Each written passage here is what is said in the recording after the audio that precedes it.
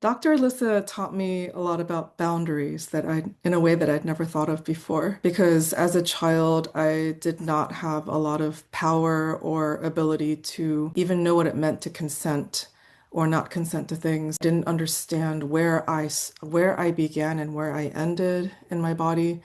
And her framing of how do I treat myself immaculately and really giving the power back to me, realizing that I have a choice. I get to choose how I want to be touched, how I want to be spoken to. She taught me that within my skin is the birthplace of my boundaries. So, what I really took from Touch Haiku is an exercise where we practiced together feeling what does a yes feel like in our body and what does a no feel like in our body. And that's not something I had ever done before. I found that to be so valuable that I actually taught it to my 9-year-old daughter who is dealing with some frenemies at school. I showed her and I had her sit still and take some deep breaths and look within and think to herself, the next time she feels challenged by a friend or in a difficult social situation where she's feeling peer pressure, what does a yes feel like in her body and what does a no feel like in her body? And even though she's just a kid, she seemed to understand. I took notes of our course in my personal journal here. I wrote down as a trust anchor, I am the source of my own safety. So that is something that has stayed with me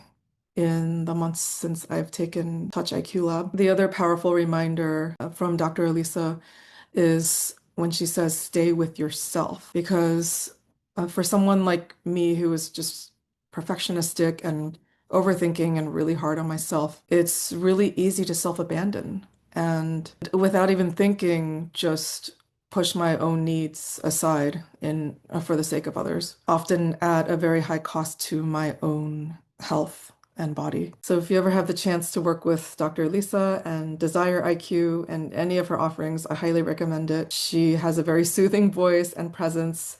I feel very safe in her containers, and you'll walk away feeling more centered and more at home in your own body.